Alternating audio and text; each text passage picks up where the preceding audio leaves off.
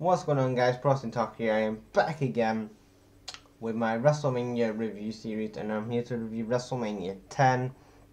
WrestleMania 10, the thing that is notable for WrestleMania 10 is obviously the ladder match, and Bret getting his big moment, and obviously the Bret and Owen match. And then obviously this was the post, obviously Hogan left in '94, so this was the first WrestleMania without Hogan. So, and then, they was wondering how would they do, but this was, from like I said, from the previous Mania, they was building towards the future of the company, and they was changing their style. They wasn't having big men and, wacky promos anymore. They still got goofy characters, yes, but they was going out to all the technical wrestlers and, the different gimmicks and the smaller guys. So, you see an Owen Hart, get some, you'll see an Owen Hart, you'll see a Bret Hart get some more exposure. You'll see Shawn Michaels coming to his own, obviously Razor, and Mr. Perfect as well, even though he was a special guest referee, but he came to his own as well. So anyway, WrestleMania opens up with a great WrestleMania match, Owen Hart versus Bret Hart.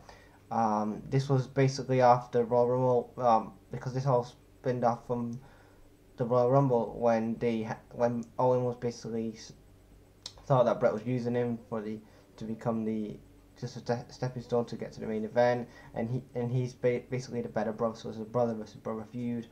Obviously, this would lead into SummerSlam '94 in the steel cage. They had a really great match here. Owen Hart gets the win with a roll up. I thought that maybe Owen Hart should have maybe got the title match, but that was just me. They had a real good opening for WrestleMania, and two guys that would actually be featured heavily in your company in many years to come, in Owen Hart and Bret Hart. And then we have Bam Bam Bigelow versus Doink the Clown in the mixed tag team match with Luna Vachon. It was a okay. This was like your cool down match to the Owen and Bret match. I thought it was a good match. It wasn't that bad. And oh no, Dink and Doink. Sorry, Dink and Doink. Bam Bam Bigelow gets the win after the match.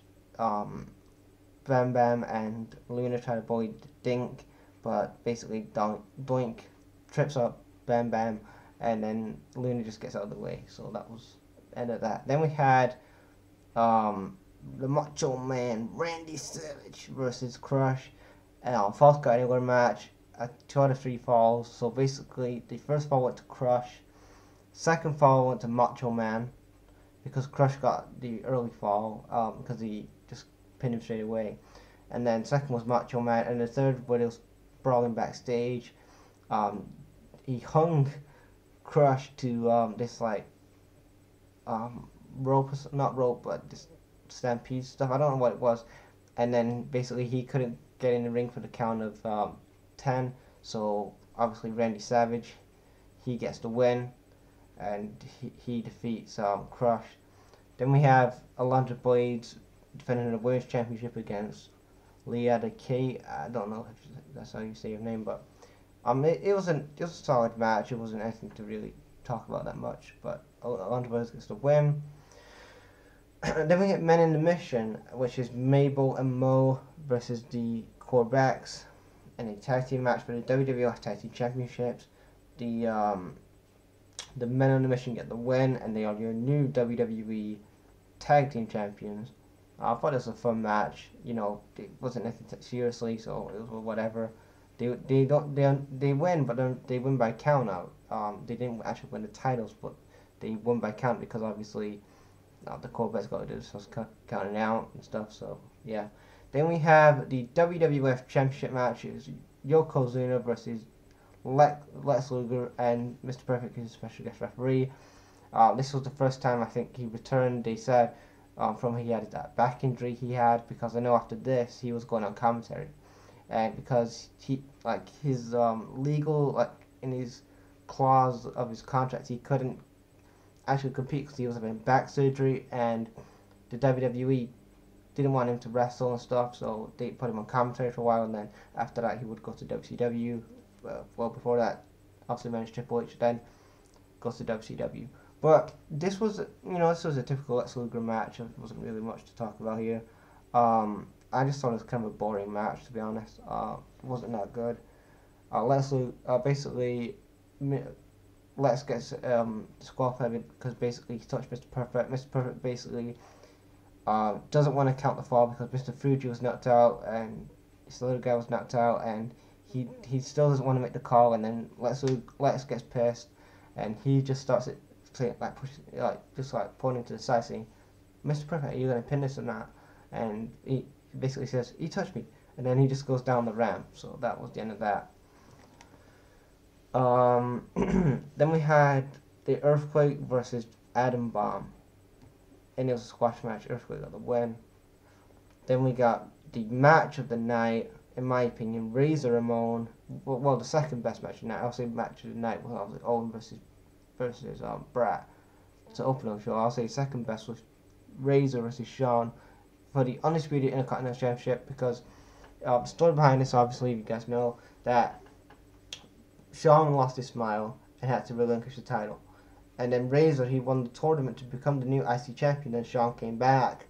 And obviously they had an undisputed title match for the Intercontinental Championship, and this ladder match had only one ladder in it. Now you look at ladder matches today in WWE and professional wrestling in general, they have multi-time ladders, multi-ladder spots to get a crowd hyped in it. This only had one ladder. The whole entire match, one ladder, and the match was still good. It can see, this is the thing with today's wrestling that I don't like, and some things I like about some things I'm going to go back and watch this WrestleMania, is that these guys had so much good chemistry and good, obviously, knowing of each other, obviously Razor and Sean, that they didn't even need multiple ladders, multiple spots for the match. They did some spots, yes, but it wasn't bad, as it wasn't much as you see today's WWE or today's professional wrestling, where you see spot, finish.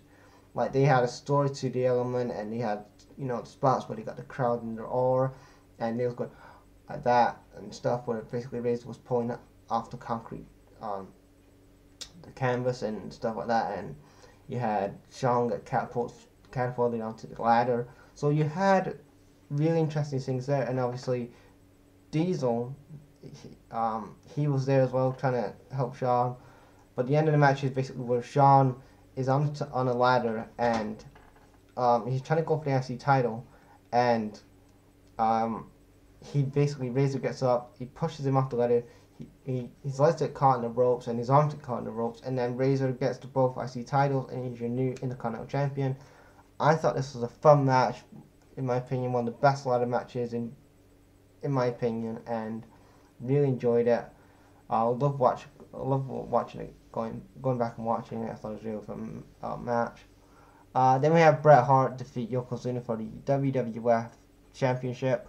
Roddy Piper was the special guest referee, and finally, a year later, after WrestleMania 9 should have been Bret's big moment, he gets it here, WrestleMania 10.